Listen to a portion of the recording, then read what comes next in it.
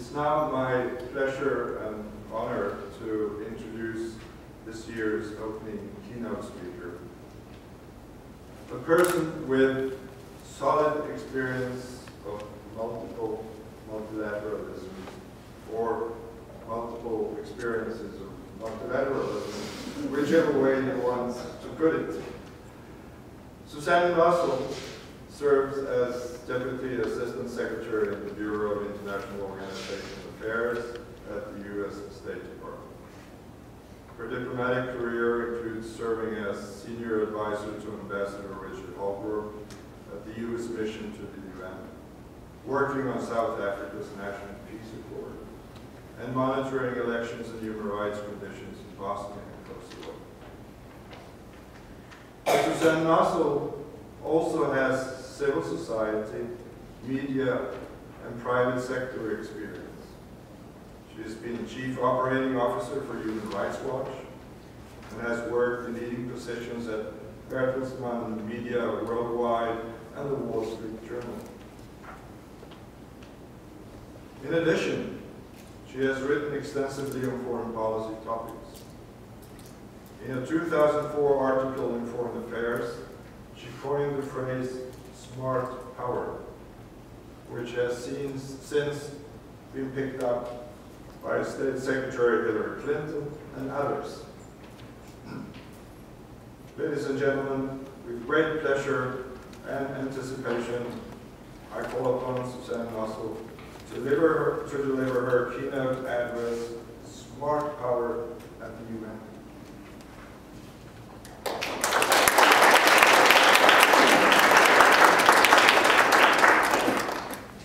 Thanks for that introduction, and thank you to the Academic Council on the UN System, and to CG and the Stanley Foundation for having me here. It's great when you're sitting in government to realize how many thoughtful people are working on the outside on hard issues, and also to strengthen the connective tissue between us and all of you. So I think this is a great opportunity for that, and I look forward to our discussion this afternoon. I'll pick up where you left off.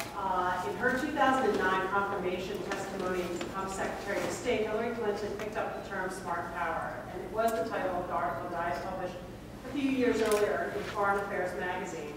In my piece, I was focused on countering the idea that either soft power, meaning U.S. cultural influence, or hard power, meaning military might, could in itself be the source of a viable standalone foreign policy strategy for the United States.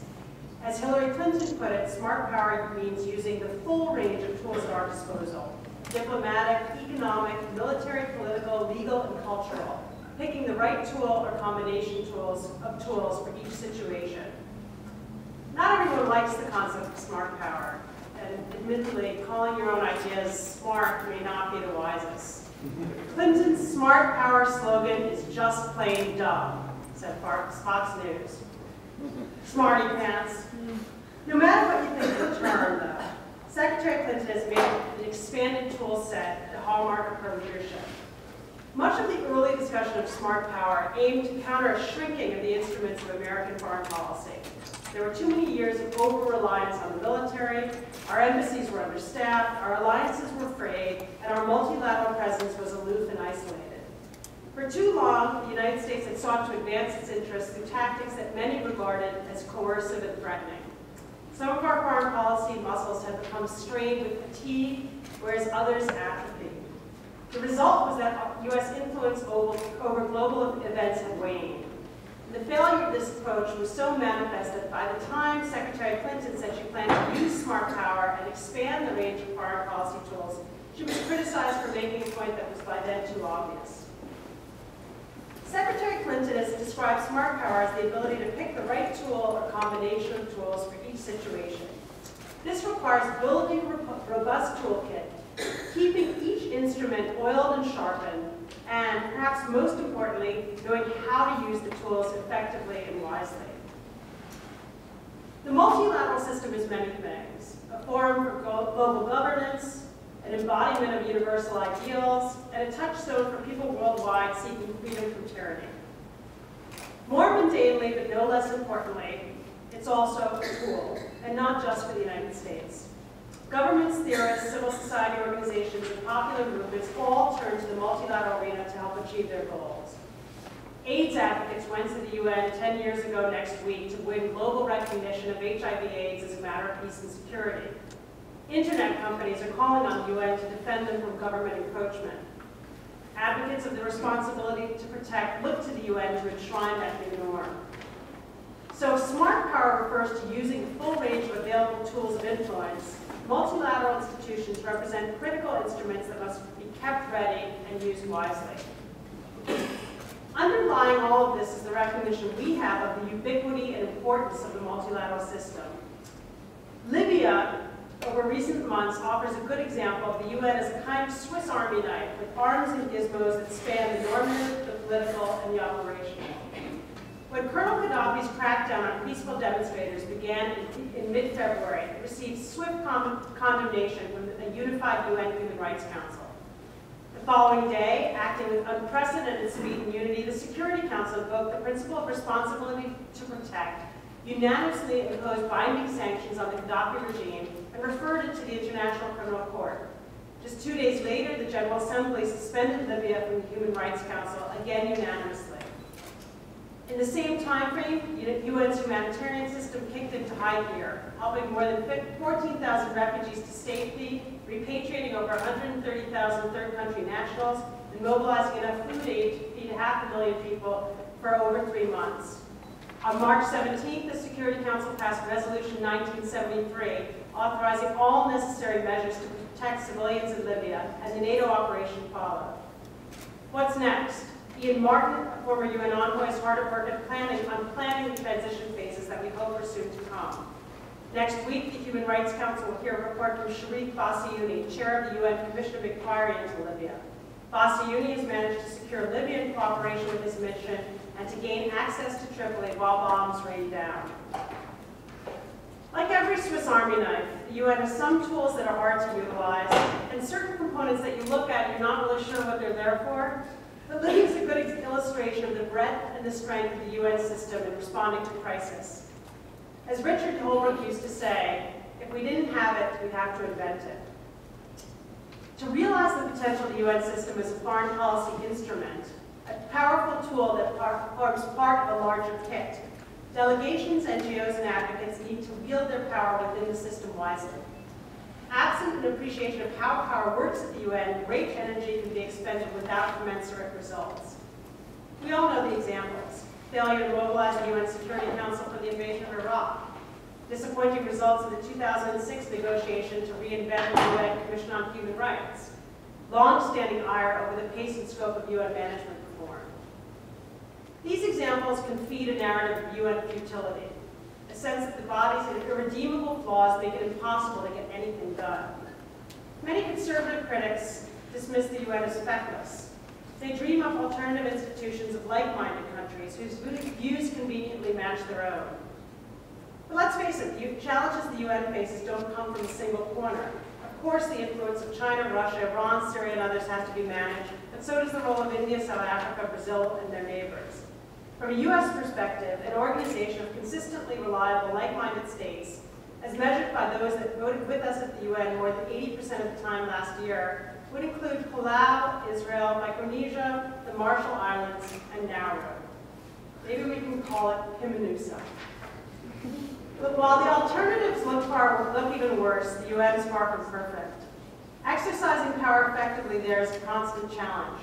Even with the best diplomatic strategies, many goals will remain politically out of reach. With that said, though, over a 2-year time frame, this administration has achieved a good deal. We've reinvigorated the UN Human Rights Council, turning a body that had focused obsessively on Israel to one that has passed strong resolutions in rapid succession on Cote d'Ivoire, Libya, Iran, and Syria just in the last few months. These resolutions have shined a spotlight and delivered a clear message on behalf of the entire international community. They've also launched investigations and created mechanisms that forge a path to genuine accountability for the worst abuses. In the Security Council, we've negotiated the toughest and most comprehensive sanctions on Iran, North Korea, and Libya. We've also used the Council to adopt travel bans and asset freezes on terrorists. And we've taken advantage of the UN's peacekeeping capabilities to more effectively address some of the most challenging security situations in the world. Operations in Sudan, Haiti, Cote d'Ivoire, Lebanon, Congo, and Liberia are more focused and effective. I want to focus on 5 elements of power and practice that have emerged as salient in our diplomacy over the last 2 years. The power of the network, the power of cross-regional alliances, the power of rising powers, the power of dialogue, and finally, executive power. I'll focus most heavily on the experience we've had over the last 2 years since joining the UN Human Rights Council in Geneva. It's a body that the Bush administration shunned, but that we've tried to turn into a useful tool. The first is the power of the network, how webs of connections among delegations, diplomats, and NGOs globally can catalyze issues and advance policy objectives. These networks are achieving results that old-fashioned hub-and-spoke diplomacy cannot. By building and nurturing networks within the UN system, advocates and diplomats can multiply their impact, bring credibility to their agendas, and outpace the slower rhythms of traditional diplomacy. Anne-Marie Slaughter has written about how networks can upend traditional power roles, a phenomenon that's taking hold at the UN. A couple of examples. One issue we've championed relentlessly since joining the UN human rights system in September of 2009 is the rights of lesbian, gay, bisexual, transgender, LGBT persons. We fought successfully to restore key reference to LGBT rights at the General Assembly last fall. We won a consultative status at the UN for the leading LGBT global human rights organization. And 2 months ago, we led a group of 85 countries to deliver a far-reaching joint declaration on these rights. These steps are helping win international recognition for LGBT rights as a new frontier in the universal human rights system. They're a vital counterweight to regressive actions, legitimating violence against gays and lesbians in parts of Africa in particular. This work has succeeded in part because of the coalescence of an informal consultative network focused on LGBT rights at the UN.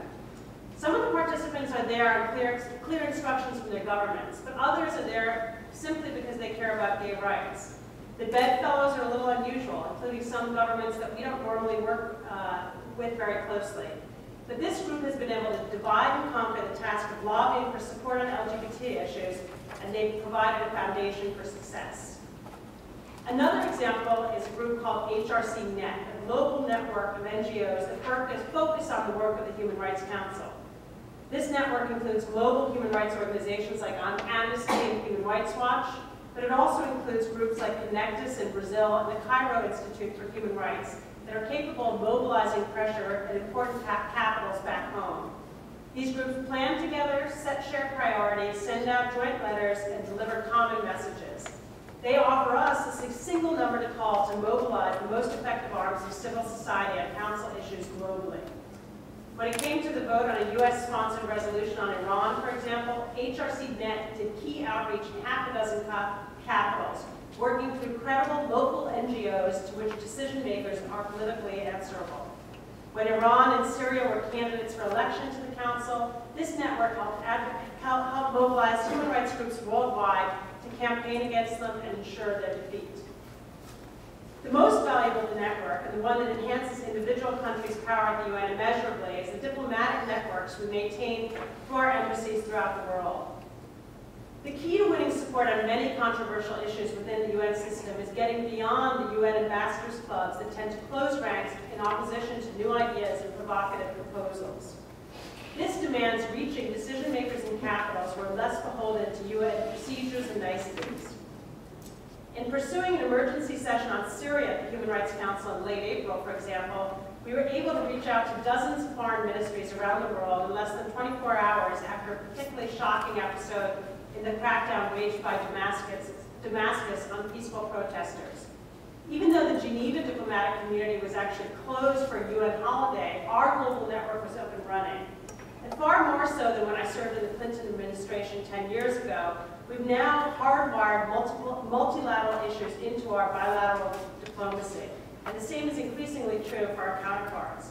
So we were able to amass the support we needed to announce plans for a resolution as soon as Geneva opened for business the next morning. These networks are how business gets done and need to be nurtured and developed. Second element of smart power at the UN lies in cross-regional alliances.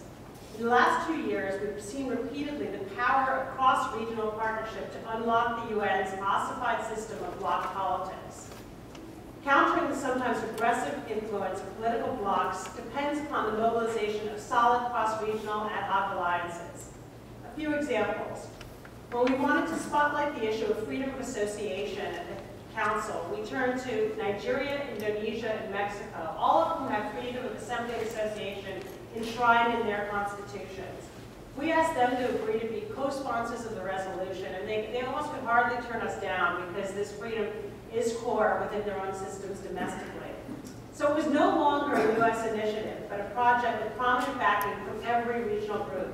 And with that kind of support, the resolution, which would have otherwise been controversial and difficult to push through, was unstoppable. Even China, Russia, and Cuba ended up joining consensus to establish a new rapporteur who will focus on exposing precisely the kinds of impermissible restrictions on civil society that those countries impose. When mobilizing support for a resolution on Iran's abuses, we took the same approach, cobbling together a broad cross-regional group, Zambia, Colombia, Maldives, Sweden, and others, that was in place before we first announced the resolution.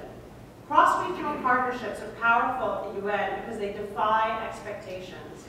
People expect to see the US and the EU working together, but Colombia and Maldives, not so much. They generate political momentum. If Zambia is on board, you better believe Botswana, Ghana, and Mauritius will give your text a second look. And they thwart the efforts of spoilers to consolidate bloc positions. Not even Iran can deliver an Islamic group opposition if Maldives and Senegal have signed on in support. Cross-regional partnerships must be just that, true partnerships. They don't work if leading countries are simply seeking to sign up passive supporters. To build a strong cross-regional unit requires early consultation and willingness to take on board the ideas of others. The centrality of cross-regional partnerships has in turn put power in the hands of those delegations, including small ones, that are willing to reach across geographic and political boundaries. When Maldives first ran for a seat on the Human Rights Council, vying on a slate that included Iran, many questioned whether such a small country could mount a credible campaign.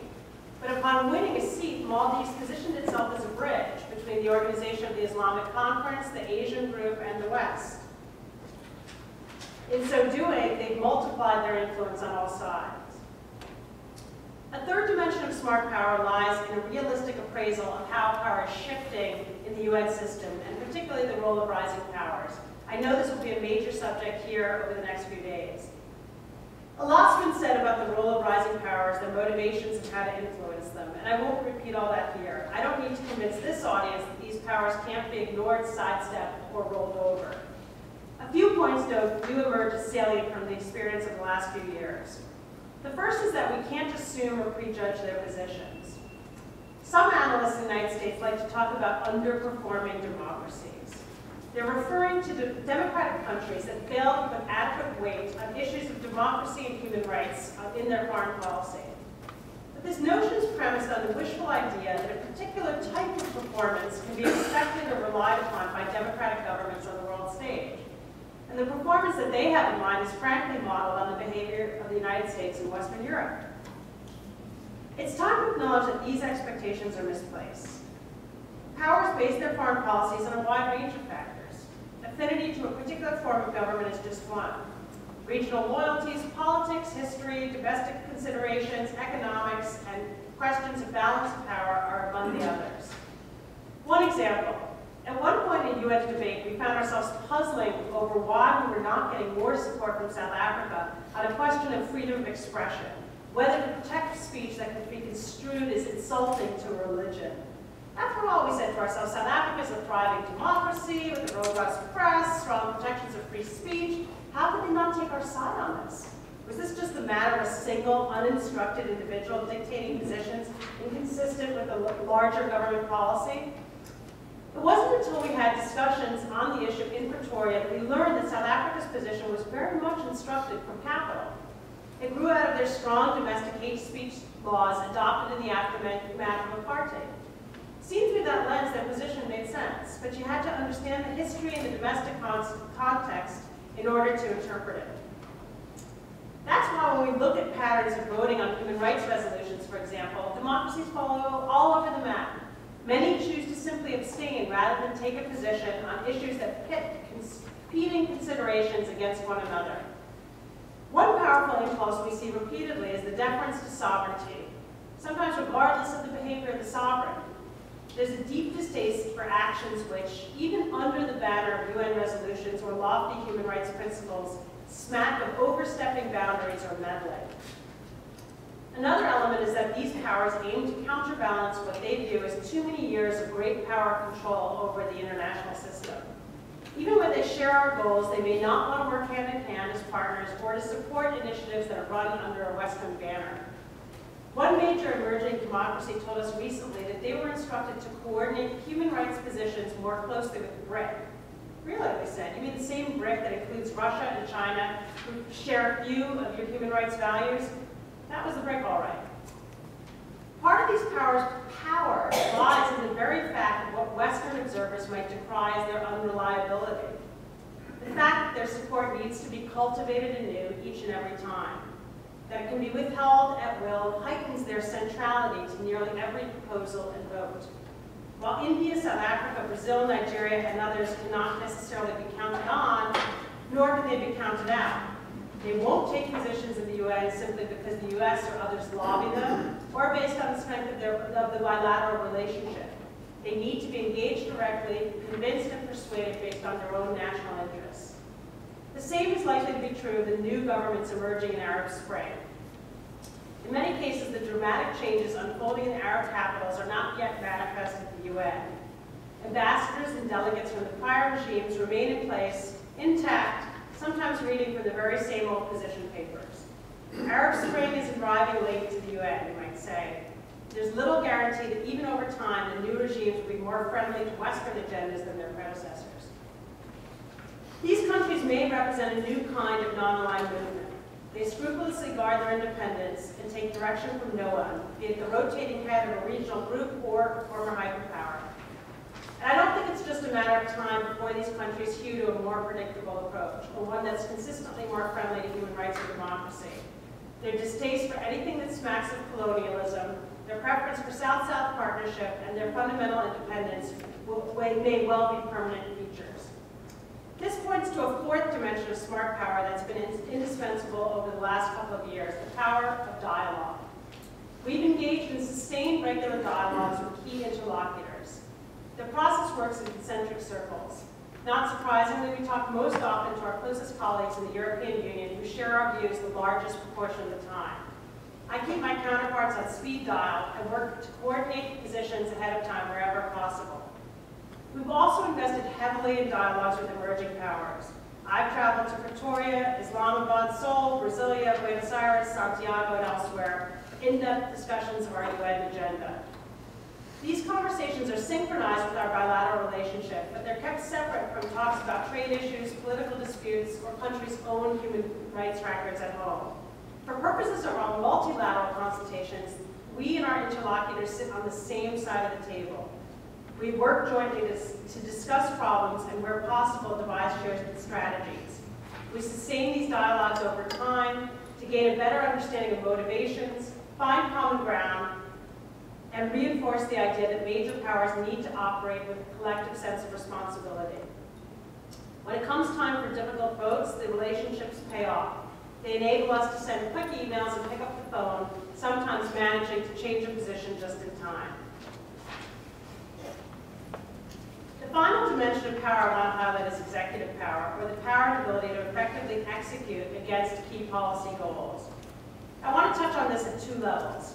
The first is the art of diplomatic execution, taking a policy initiative and delivering on the goal of broad multilateral support. Nothing, or nothing good, just happens at the UN. Everything takes initiative and effort. Seizing the initiative requires far more than showing up in a UN hall with a prepared statement. It demands careful advanced planning, meticulous vote counts, assertive diplomatic outreach, and a press strategy that prevents opponents from controlling the narrative. Expecting the results at the UN without investing diplomatically and politically is a recipe for failure. The resolution to establish a new special rapporteur to investigate human rights in Iran this past March is a case in point. Many people told us ahead of time that this couldn't be done. This rapporteurship had been abolished years before. Iran invests heavily in their diplomatic presence, with top-notch diplomats doing outreach through their embassies around the world, and this was seen by many countries as a bridge too far. When we decided to take it on, we began months ahead of time, carefully pulling together a coalition to give the initiative cross-regional imprimatur from day one. We worked with prominent dissidents inside and outside Iran to build up our case on the merits. We worked the issues into high-level visits by the President and Secretary of State to key capitals, and many of our allies did the same. It was full-court press, and by the end, in spite of their own heavy lobbying, Iran enjoyed the support of a shriveled group of just 7 out of the Human Rights Council's 47 members. This was an example of what we've come to see as among the most effective forms of UN reform. Reform by doing. By working more diligently and more effectively, we can use the same old rules to achieve new and better results. At least as important as diplomatic execution, though, is operational execution. The UN shoulders frontline operational responsibilities across a dizzying array of functions: peacekeeping, complex humanitarian operations, development, human rights fieldwork, and so many more areas in the specialized and technical agencies. These operational layers distinguish the UN from virtually any other multilateral organization, a topic that I know you'll focus on in the coming days. As both member states and academic analysts, we share a responsibility to get under the hood and make sure that these roles are being carried out efficiently and effectively. It's not easy. Knowing how hard it is to understand what does and doesn't get done and why in the US bureaucracy is tough enough. Doing it with respect to an intergovernmental organization as complex and far-flung as the UN is a lot harder. But unless we pay attention to the UN's ability to consistently deliver high-quality services and operations, even the best crafted and most widely supported resolutions will fall short. For example, as the US became engaged for the first time as a member of the Human Rights Council, we became increasingly aware of our own ignorance about some of the most important arms of the UN human rights system: the nearly 40 special procedures, and the Office of the High Commissioner's network of human rights offices in more than 40 countries around the world. We knew very little about how either of these mechanisms really worked, how strong they were, or how they connected up to our own foreign policy objectives. Ted Percone of the Brookings Institution, who I know will be here at this conference, did yeoman's work in publishing an in-depth study of the work of the special procedures and how it needs to be strengthened. We're using that as a blueprint to increase our own engagement with those mechanisms. We recently carried out a survey working through our embassies globally to ask about the impact of the High Commissioner's human rights offices. We've gotten back detailed and thoughtful results. This information will make us a far more effective interlocutor with the High Commissioner and help us make maximum use of the Council. We've also taken the spotlight to the UN's role in humanitarian affairs, deepening our understanding of what it takes for the UN to effectively coordinate complex operations like the post-earthquake mission in Haiti, involving dozens of governments and many hundreds of non-governmental organizations. Smart policy and strategy can't just focus on the intriguing questions of backroom political deals or what it will take to reform the UN Security Council. We need to take a hard, sustained look at making the UN deliver more effectively for the people that depend on it and the governments that support it. While exercising power smartly can help deliver results at the UN, it's not a cure-all. Sound tactics, careful preparation, and better informed diplomacy can make a big difference, but they can't transform political attitudes entirely. We have made progress. When I first began working on the Human Rights Council, I used to joke that whereas the UN's foremost human rights body should be like a doctor or a clinic ministering to human rights situations globally, too often it was like the patient, and all of our energy was poured into trying to breathe some life into the body and get it to work and function. It was a catch-22, because even though in joining the Council we had committed to trying to make it more effective, our colleagues in regional bureaus were so familiar with the Council's reputation as uncontrollable and ineffective that they didn't want it to get involved in important situations. With our engagement and some results, that's beginning to change. And so now when there are conversations, as there were just this week about Bahrain or Yemen, people want to know what the Council can contribute and are interested in whether it can play a useful role. So the patient's off the operating table and walking around, and it still has its Achilles heels. Israel's diplomatic isolation, for example, has made it virtually impossible to address the Council's ingrained bias against it, one of the goals that we set out as foremost in deciding to re-engage.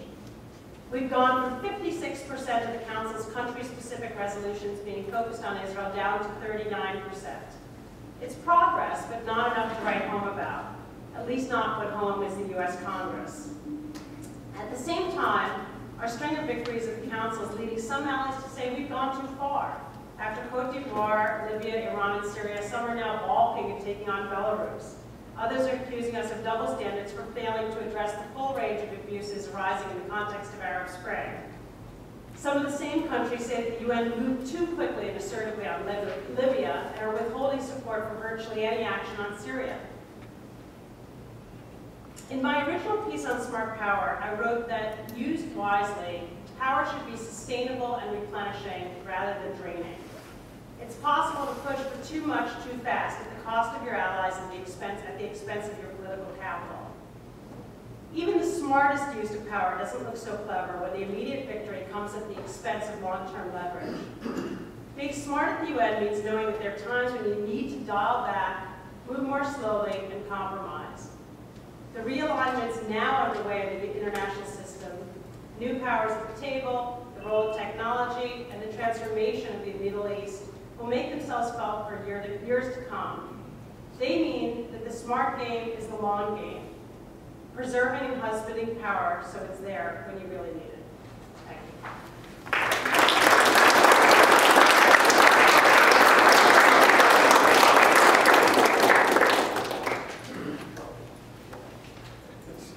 There's no need actually for me to come here to feel questions.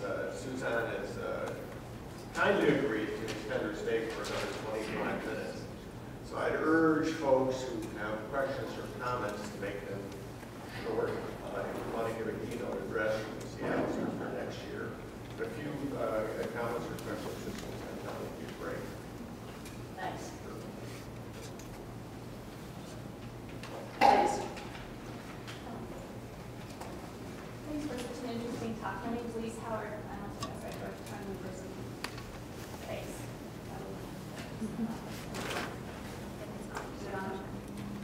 Hello, on. Very good. Thanks. My name is Lise Howard. So thanks for coming here and thanks for such an interesting speech.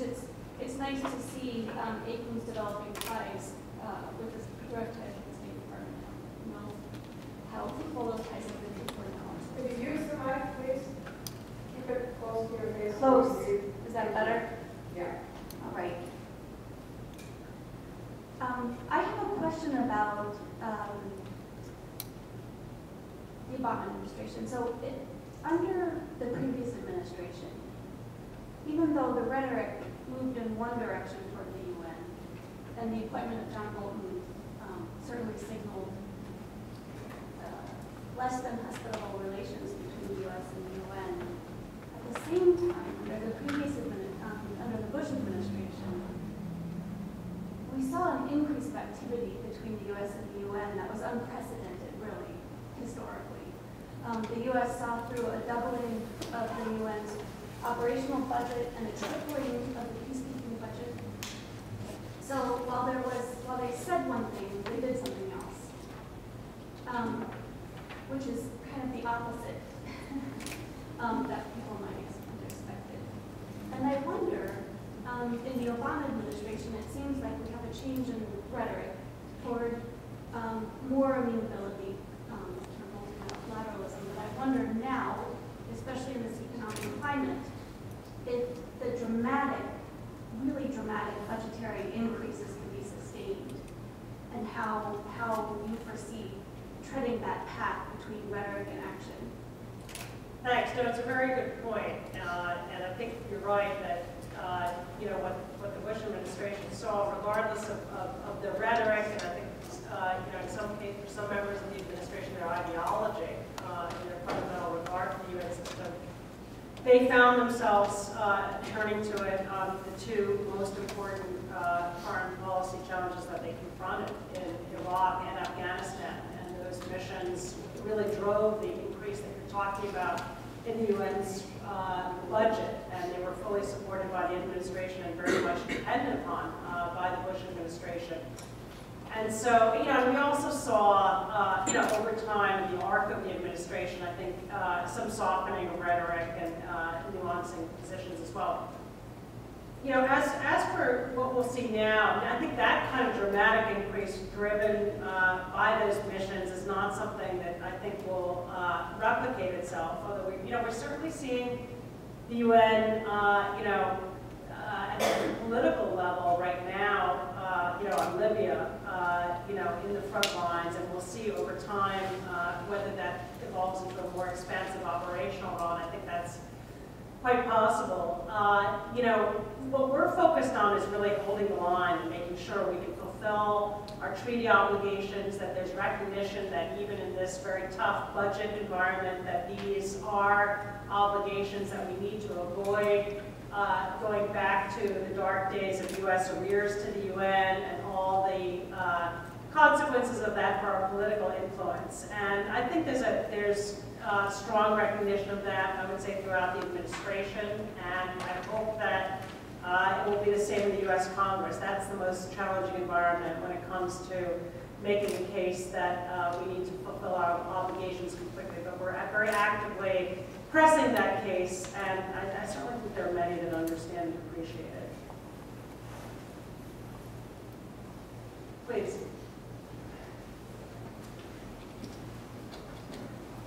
Wolfgang Seidel from the University of Constance in Germany. One of the most puzzling aspects of the United States foreign policy as far as the UN is concerned is certainly the situation in Sudan and the stance of the U.S. government as far as the fate of President al-Bashir is concerned. So could you give us information, if you may, if you can, about smart deals or smart use of power as far as prospects of keeping al-Bashir in power is concerned, and the fate of the problems of Darfur and the meanwhile accomplished vision of the country with the two states. Sure. I mean, it's obviously a very fluid situation. The Security Council just returned from a trip to the region.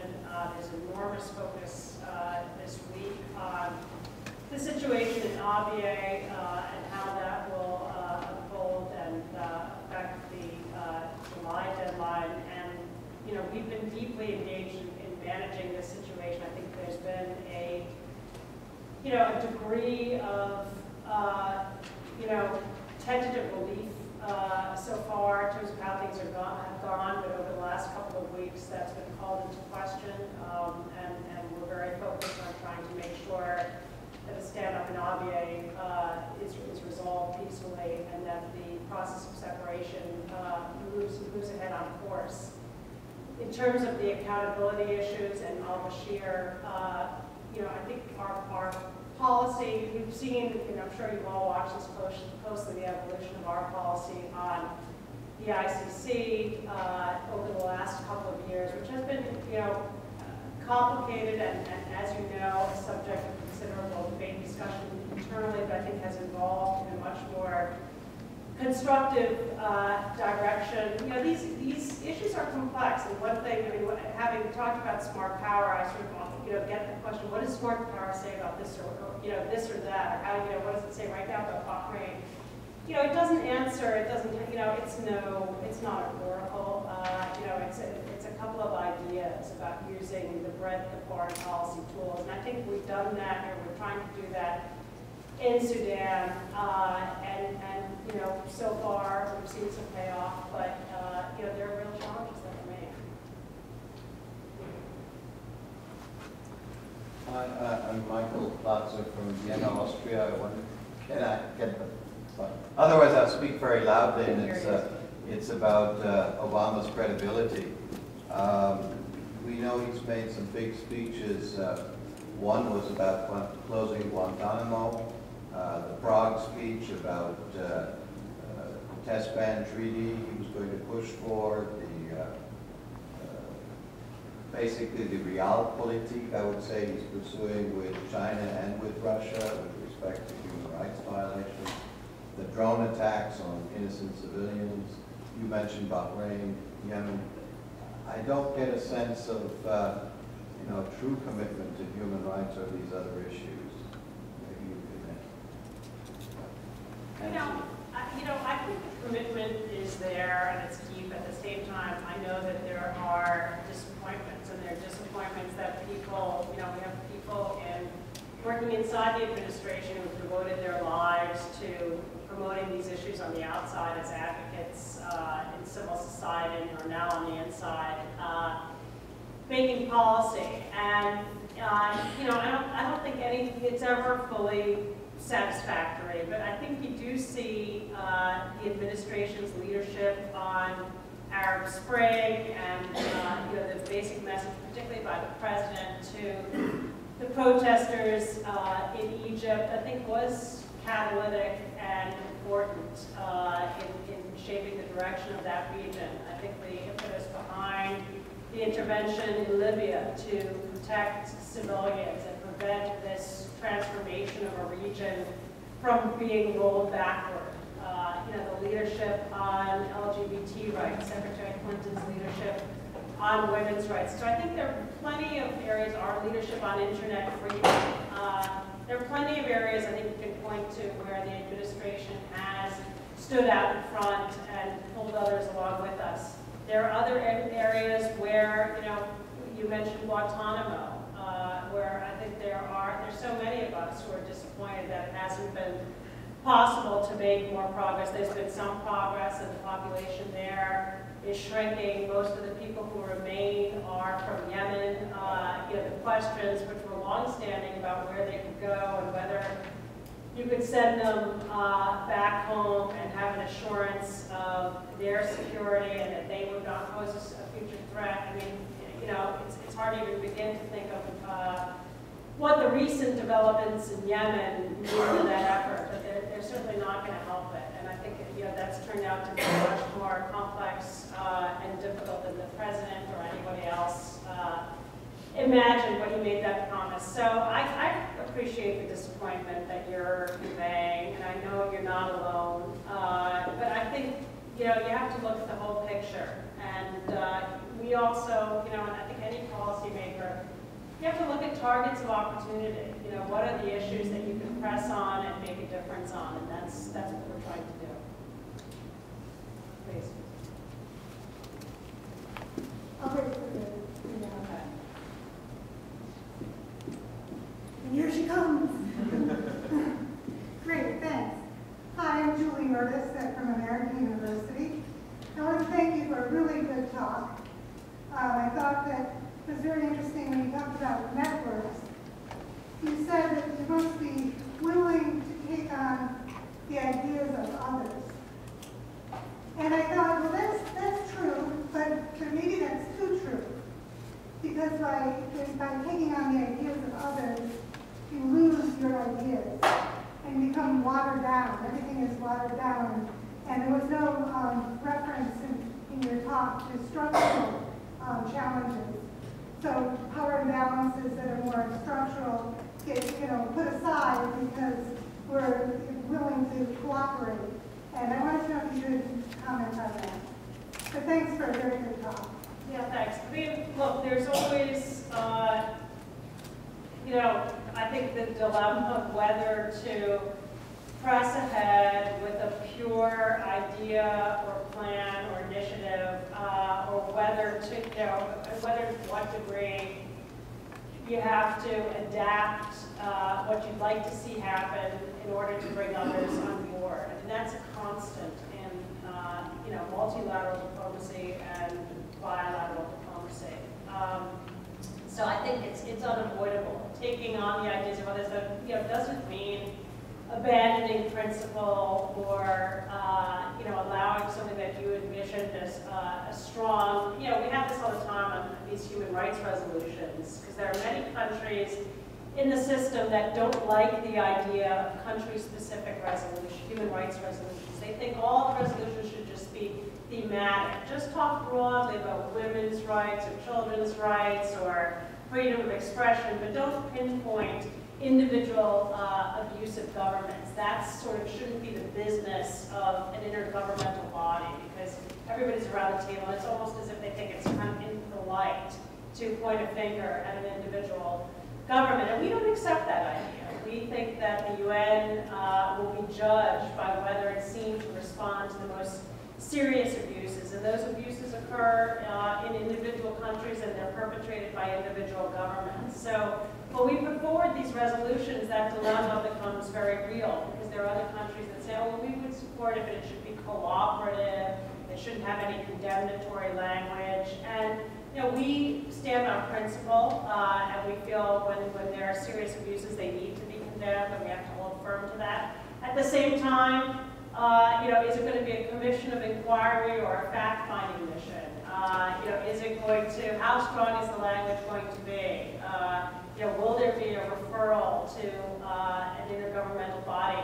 Those are all questions that, can be negotiated, and where some of the power of the message is in the breadth of the countries that support it, and it may be worth it to make some compromise in order to be able to say that you have a very strong majority of countries that are uniting behind a political message. So those are some of the dilemmas that we confront, and I think you raise important points.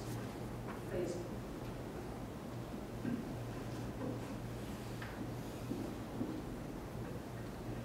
Thank you. Sam Dawes, University of Oxford, and formerly with the United Nations. Thank you for a really excellent talk.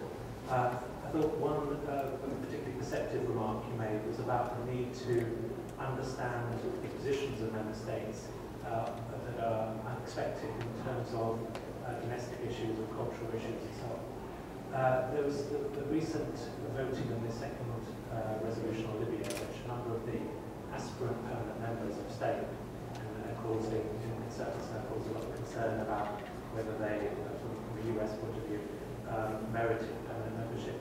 And associated with that is a debate about responsible permanent members. What's your feeling about whether there is a sort of a sense of a responsible future permanent member, and what criteria we should use, given that those aspirant permanent members both need to convince the permanent members of their case, and also their own regional groups who must support their election status. Thank you. Yeah, I mean, it's an interesting set of questions, because I think the criteria that we would apply are very different than the criteria that some others would apply. And everybody sort of, I think, looks at the aspirants through the lens of their own behavior. And I guess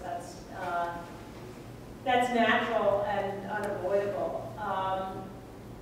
I think you're not going to be able to replicate, yourself, and that's not a realistic goal. And then, I also would say, you can't look at any one situation as the litmus test. I think it is valuable having these countries beyond the Security Council and have repeated tenure, because there's a pattern of approach that can emerge from that you need to look at holistically. And with a lot of the countries, we see variations, leadership in one area, and what someone characterizes abdication on another. As you point out, you have to unpack what the motivations are, and we had everything at play on that resolution, from domestic elections that were about to take place, to regional considerations, to questions of broader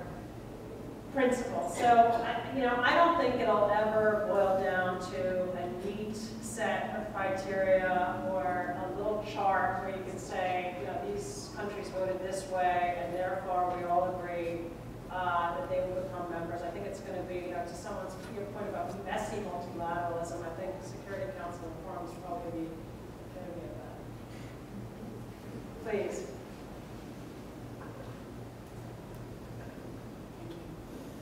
Thank you. My name is Lorraine Elliott. I'm a Professor of International Relations at the Australian National University. Through your talk, in some ways what you were describing was the idea of a different way of doing business in the United Nations. And so my question really is about the durability or the sustainability of that. Because what you're also talking about is something that seems to be led very much from this particular US administration. What's required to make a move from this being using smart power, these kinds of strategies, using networks, taking into account of rising powers, looking at different kinds of cross-regional blocks that break open the old kind of groupings? What in your view is required to move from that as an idiosyncratic strategy? We might, I use idiosyncratic in the terms of being attached to a particular administration or a particular group of people.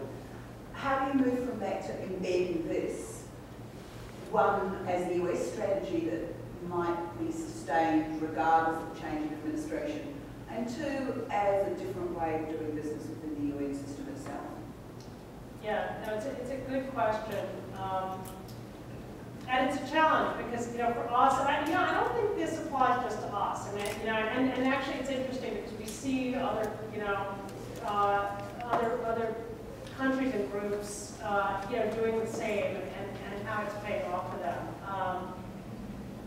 In terms of how to institutionalize, I mean, for us, you know, we have to overcome the sort of ingrained ambivalence about the UN system. I mean, that's the fundamental hurdle. You know, the case I would make is regardless of where you are on the political spectrum, and you know, you pointed this out, you need the system. It can be incredibly useful. So why not be kind of smart in how you approach it and use tactics that are likely to marshal the maximum support for you know, whatever initiatives you're trying to mount. It's just, you know, a pure matter of self-interest. And we did see at various times in the Bush administration where this kind of hostile, more hostile, aloof posture just didn't deliver the results that they were at times hoping for. So, I think the argument is a pragmatic one. I also think there's some practical things that we're trying to do in the State Department to kind of make this part of the DNA in terms of how foreign service officers are trained and rotated and what the rewards are of serving in the multilateral system. I think one point of distinction is, you know, for us is whereas those positions can be more prized in other ministries, they traditionally haven't been in ours, and that's something that needs to change. We'll take maybe one or two, yeah, okay, more questions or comments. Please. Thank you. I think my question tails on from the last one. My name is John Trent, Ottawa. And the thing that struck me while you were talking about the 5 tactics of smart power was that they're all terrifically personnel heavy. And that they all, I would imagine, at least from the outside, demand a lot of people to put them into effect, whether it's networking, whether it's knowing what the friends in other countries, what their interests are, and so on.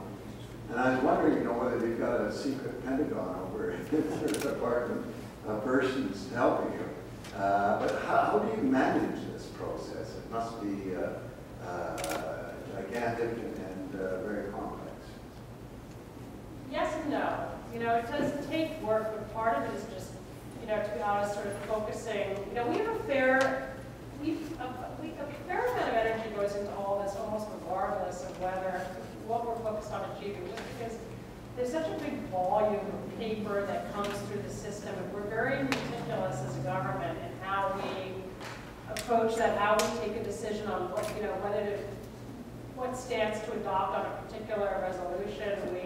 Our lawyers always look at it. We won't sign up to anything that we could think would conflict in any way with our domestic law. I think we take a much more sort of in-depth approach than just about any other government. I mean, I was amazed when I came to realize that, you know, some resolution in Geneva about, you know, whatever topic could be looked at by people in, you know, 3 or 4 different U.S. government agencies at a high level. And, you know, I would sort of think, well, you know, is this really consequential enough for you know, people working on biodiversity or, you know, access to generic drugs?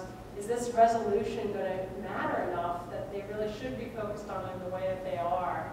I think that, you know, the reasoning is that, you know, all of this in a kind of creeping incremental way does amount to norms that can affect American interests, so that we ought to look at it all very carefully.